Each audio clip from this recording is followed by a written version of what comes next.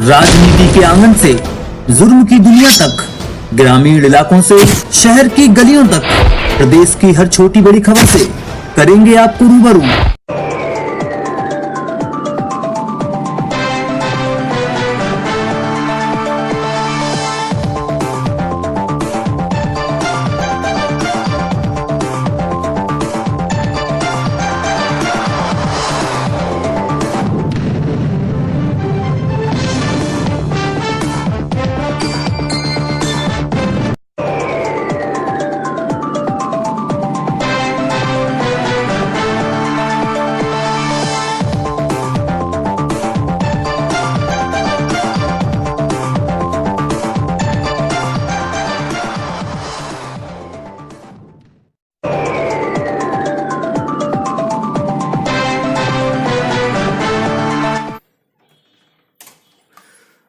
Sir, आपकी party जो आपकी जो वो बनी है पार्टी, इसका क्या उद्देश्य है?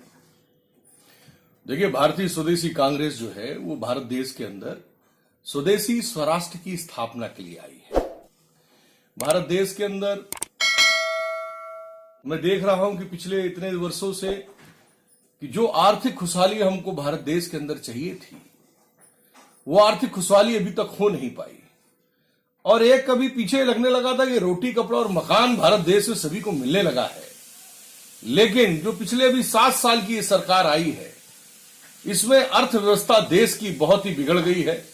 व्यापारी बेहाल हो गया है, किसान बदहाल हो गया है, लाठियां खा रहा है अपनी खुद की जमीन को बचाने के लिए।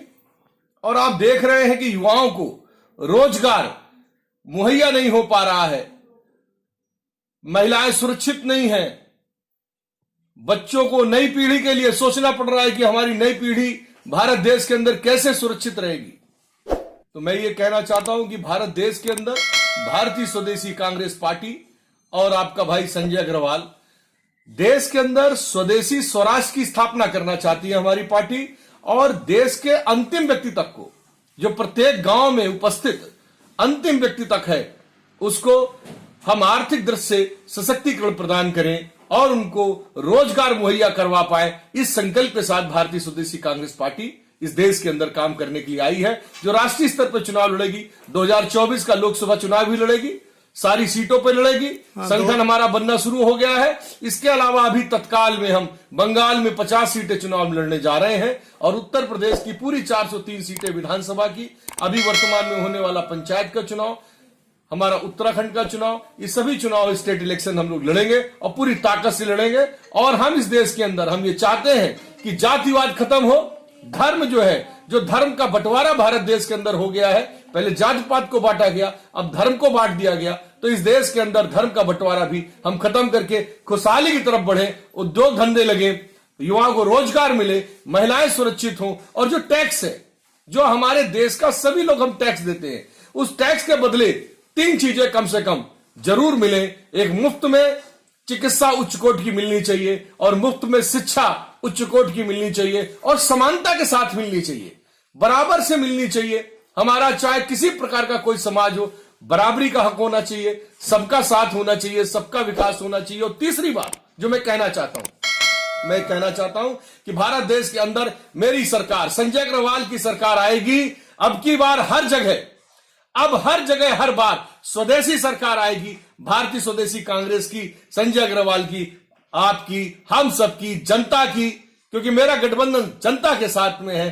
तो हम रोजगार गारंटी विधेयक लेके आएंगे और प्रत्येक व्यक्ति को रोजगार जरूर देंगे। इस संकल्प के साथ में ये भारतीय स्वदेशी कांग्रेस आपके सम्मुख प्रस्तुत है। अभी सर, ये किसानों का जो आंदोलन चल रहा है, इस पे आप क्या कहेंगे? किसानों के आंदोलन के लिए देखो, मैं ये कहना चाहता हूं कि देश के अंदर जब तक हमारा अन्नदाता सुरक्षित है, हमारे देश का अन्नदाता सुरक्षित है, हमारे देश की बहनें सुरक्षित है, हमारे देश का जवान सुरक्षित है, तब तक ये देश बहुत आगे बढ़ सकता है। और ये किसानों का जो संघर्ष मैं देख रहा हूं, सरकार झुकने को तैयार नहीं है, रोज नित नई पुड़िया दे रही है, तो पुड़िया से देश नहीं चलेगा। आपने कहा था मान्यवर कि ना खाने दूंगा ना खाऊंगा, तो आपने कब से क्या क्या खा रहे हैं, क्या क्या कर रहे हैं, पूरे विश्व में कहां कहां क्या कर रहे हैं, आप बेहतर समझते हैं। लेकिन इस देश का व्यक्ति अब खाने खाने को मोहताज है, दाने दाने को मोहताज है। किसान अपनी जमीन बचा पाएगा तो सुख समृद्धि आगे बढ़ेगी। किसानों की दुर्दशा आप देख रहे हैं। मैं किसान आंदोलन में किसानों के साथ हूं, इस बिल के खिलाफ हूं। सर इसमें मैं जानना चाहता हूं कि आपकी पार्टी जब चुनाव लड़ेगी तो उसमें महिलाओं की कितनी भागीदारी रहेगी? मेरी पार्टी के अंदर मैं कहता हूं मेरी बहनों से, बेटियों से, माताओं से कि आओ, आप सब लोग आगे आओ। भारतीय स्वदेशी कांग्रेस में राष्ट्रीय अध्यक्ष पूनम गुप्ता जी हैं जो देश की बड़ी समाज सेविका है। मैं तो राष्ट्रीय कार्यवाहक अध्यक्ष हूं।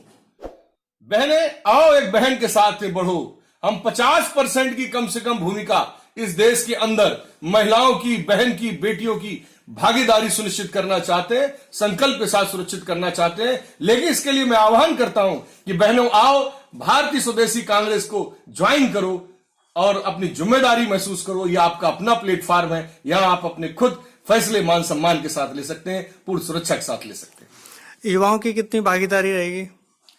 युवाओं की भागीदारी भारतीय स्वदेशी कांग्रेस में जो युवाओं की भागीदारी है तो 50% जो महिलाओं की भागीदारी है उसमें ज्यादा से ज्यादा जितनी बहनें, युवा बहनें साथ में आए उनको भागीदारी मिलेगी। जो 50% हमारी पुरुषों की भागीदारी है उसमें भी ज्यादा से ज्यादा युवा साथ में आए उनको भागीदारी मिलेंगी। संगठन से जुड़ना होगा, संगठन के साथ आना होगा, तभी तो आपको भागीदारी सुनिश्चित हो पाएगी। तो मेरा आह्वान है सबसे कि आओ, भारत देश को मजबूत करते हैं, एक खुशहाल भारत की तरफ ले चलते हैं। आओ सब लोग अपनी जिम्मेदारी संभालो, भारतीय स्वदेशी कांग्रेस की सरकार बनाते हैं।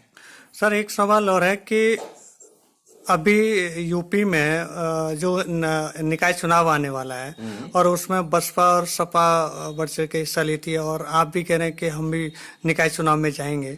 हम पंचायत के चुनाव में जाएंगे, निकाय चुनाव में जाएंगे, विधानसभा चुनाव में जाएंगे। तो देश में जितने भी संवैधानिक इलेक्शंस होते हैं तो इनके हम सारे चुनाव लड़ेंगे। इन पार्टियां जो वादे करती हैं जनता के बीच में, आप ऐसा क्या लेके जाएंगे जनता के बीच में जिससे कि जनता आपको वोट दे?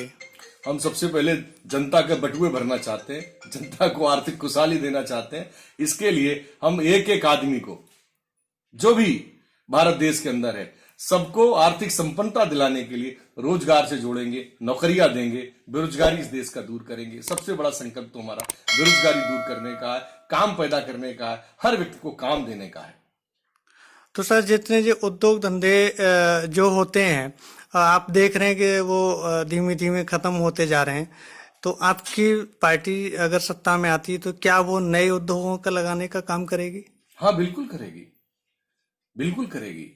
हम उद्योग धंधे, हम तो वैसे भी क्या है कि हमारी पहचान है ना देश के अंदर फंड रेज करने के लिए हमेशा रही है।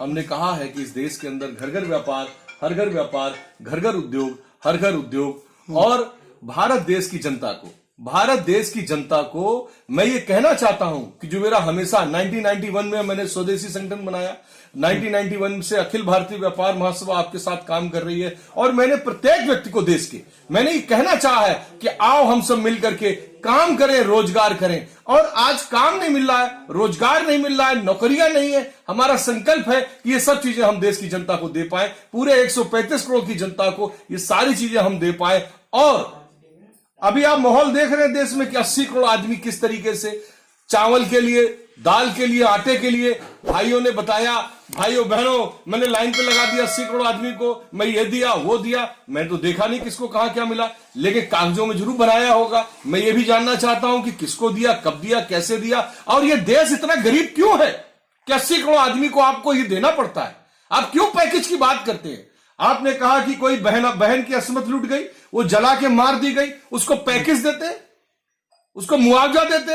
अरे ये पैकेज और मुआवजा, मेरी मांग है कि आप अपने देश की व्यवस्था को, एडमिनिस्ट्रेशन को मजबूत करने में क्यों नहीं खर्च करते? मेरे देश की बहन कोई ऐसी नहीं है जिसको असमत लुटवाने के बाद पैकेज की आवश्यकता हो या मुआवजे की आवश्यकता हो। मेरे देश की बहनों को सुरक्षा चाहिए, शिक्षा चाहिए, स्वास्थ्य चाहिए और अपने आगे बढ़ने के लिए स्वतंत्रता चाहिए।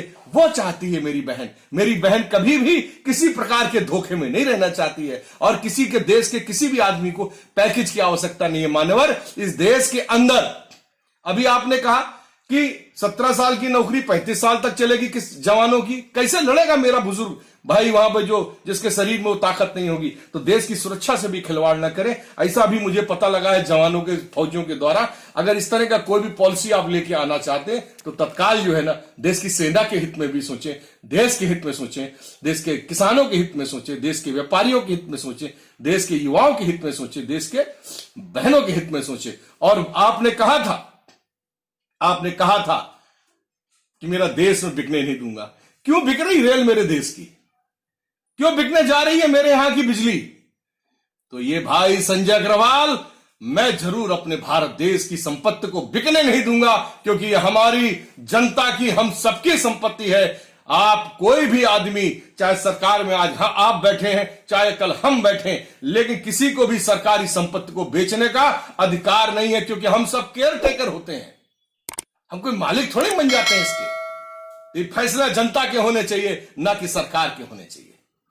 ये सर देश में जो दोहरी एजुकेशन जो हो रही है और जो सरकारी एजुकेशन है उसका एजुकेशन स्टैंडर्ड नीचे गिरता जा रहा है और प्राइवेट का ऊपर होता जा रहा है, क्योंकि हर व्यक्ति, देश का हर नागरिक व्यक्ति प्राइवेट स्कूलों में अपने बच्चों को एजुकेशन नहीं दिला पाएगा। तो जो सरकारी जो एजुकेशन का स्टैंडर्ड नीचे गिरा, उस पर आप क्या कहेंगे? देखिए क्या है कि देश का सरकारी स्टैंडर्ड और प्राइवेट स्टैंडर्ड, सबसे बड़ी बात क्या है जो मैं कहना चाहता हूं, देश में सरकारी फीस के जो सेंट्रल स्कूल के स्कूल्स की, ये जो केंद्रीय विद्यालय संघ के स्कूलों की जो मानक है, इससे ज्यादा इस देश में किसी भी प्राइवेट स्कूल की फीस नहीं होनी चाहिए। पहले तो इसके लिए एक अलग से एक पॉलिसी डिसीजन करके, एक आयोग बना के, अथॉरिटी बना के इसकी कंट्रोल की कंप्लायंसेस करनी चाहिए। क्योंकि किसी भी स्कूल को नो प्रॉफिट नो लॉस में जो है इंस्टीट्यूशनल लैंड बड़े रिजर्व प्राइस में मिलती है, वो सेवा के भाव के लिए मिलती है, ना कि कमर्शियलिज्म के लिए मिलती है। तो ये धोखा हो रहा है देश की बच्चों के साथ में। मैं उनकी आवाज बनकर के कहना चाहता हूं कि किसी भी विद्यालय में किसी भी प्रकार की फीस कंट्रोल में होनी चाहिए। हमारे, आपके, गरीबों के, अमीरों के, सबके आर्थिक ढांचे के अनुरूप होनी चाहिए। और सबसे बड़ी बात यह है कि जो स्कूलों की एजुकेशन है उसके लिए बहुत तरीके से उच्च कोट का मॉनिटरिंग होना चाहिए। उसके लिए बहुत ध्यान दे करके ये देखना चाहिए कि हमारे देश के बच्चों के विकास के लिए एजुकेशन, शिक्षा प्रणाली ठीक काम कर रही कि नहीं कर रही। अभी भारत सरकार ने एक नई शिक्षा नीति लेके आई है, उस पर क्या कहेंगे? क्या पुरानी शिक्षा नीति से नई शिक्षा नीति सही है? देखिए, उसमें नई शिक्षा नीति में पता नहीं किसने क्या अध्ययन किया है, कोई बहुत विशेषताएं मुझे नहीं दिखती हैं। ओके। बाकी ये कि मेरे पास एक फार्मूला है, मेरे पास अध्ययन है, अगर भारत सरकार चाहे तो उस अध्ययन को दे सकता हूं। उसके अंतर्गत जरूर देश की विकास हो सकता है, बच्चों की बौद्धिक क्षमता बढ़ाई जा सकती है, और उससे कहते हैं ना, एक हमारा एक नया, एक खुशहाल युवा निकल सकता है। बच्चे बहुत डेवलप कर सकते हैं। मैं भविष्य में मुझे मौका मिलेगा तो मैं एक बहुत ही एक सरल, सुलभ शिक्षा नीति देश के अंदर लेके आना चाहूंगा। ये प्राइमरी स्तर की जो शिक्षा जो गिर रही है, हमारा सबसे मेन एजुकेशन हमारी प्राइमरी होती है, और वही हमारी प्राइमरी शिक्षा बहुत ज़्यादा मतलब नीचे गिरी हुई है। तो उस पे आपका क्या विचार रहेगा, और इसको किस तरह से हम एजुकेशन को अच्छी कर सकते हैं? आपने देखे होंगे कि यूपी में हर प्राइमरी जो स्कूल है, हमारे सरकारी प्राइमरी स्कूल है, उसमें टीचरों की बहुत कमी है। कहाँ पहले 6-6, 7-7 टीचर हुआ करते थे, आज 3-3 टीचर हैं, और बच्चे भी उसमें ना के बराबर होते हैं। ऐसा क्यों है? टीचर तो हमारे यहाँ बहुत हैं, तो स्कूल जाते नहीं हैं। हमारे एडमिनिस्ट्रेटर जो है ना, कहते हैं ये जो जितने भी बुरे कांड होते हैं, बुरी स्थिति आती है, आर्थिक विकास नहीं होता है, परिस्थितियां बिगड़ती हैं, ये सब जो जिसकी सरकार होती है ना, उसके एडमिनिस्ट्रेशन के हाथ में होता है। ब्यूरोक्रेसी से कैसे काम लेना है, ये सरकार को आना चाहिए। इसीलिए बौद्धिक दृष्टिकोण से टॉप प्रोफेशनल्स को, अच्छे लोगों को सरकार में बैठना चाहिए, ना कि बगैर पढ़े लिखे अंगूठा छाप लोगों को आप सरकार में बैठा लेंगे, अपराधियों को बैठा लेंगे। उनका दृष्टिकोण हमेशा भ्रष्टाचार की तरफ रहेगा। हमेशा साफ सुथरे, नीट एंड क्लीन लोगों को अगर आप सरकार में बनने का मौका देंगे, ये जनता का भी नैतिक कर्तव्य होता है। आप अच्छे लोगों को चुनिए, साफ सुथरे लोगों को चुनिए, उनका बायोडाटा देखिए, उनको सुनिए, अध्ययन करिए, तब वोट दीजिए। तो देश में सब लोग जगेंगे तो देश जगेगा, जनता जगेगी तो देश जगेगा। आपको अपेक्षा है, आजकल क्या है कि आप राजनीति में कहते हैं, बहुत लोगों से पूछिए, कहते हैं जी मेरा राजनीति में कोई इंटरेस्ट नहीं है। अरे भाई, इंटरेस्ट तुम्हारा नहीं है। प्रत्येक आदमी भारत देश का जो भी वोट डालने के लिए, जिसको चुनाव आयोग, भारत देश का संविधान उसको एलिजिबल करता है, उसका नैतिक कर्तव्य होता है कि उसको राजनीति को समझना पड़ेगा। आप अपने को धोखा दे सकते हैं, राजनीति को धोखा नहीं देंगे। अगर आपको सच्चा, अच्छा, ईमानदार आदमी चाहिए तो आपको अपनी सहभागिता राजनीति में बढ़ानी पड़ेगी। प्रत्येक व्यक्ति जो वोट दे के आता है, वोट देने का अधिकार पाता है, उसको इस बात का भी थोड़ा सा समय निकालना चाहिए कि वो किसको चुन रहा है। अच्छे लोगों को चुनेंगे, देश बदलेगा, देश खुशहाल होगा। तो आपकी, हमारी, एक एक आदमी की भी जिम्मेदारी बनती है कि देश के अंदर किस तरीके से आपको अपनी जिम्मेदारी को समझना है, इसके बारे में तो काम करना पड़ेगा। ओके, थैंक यू सर, आपने समय दिया।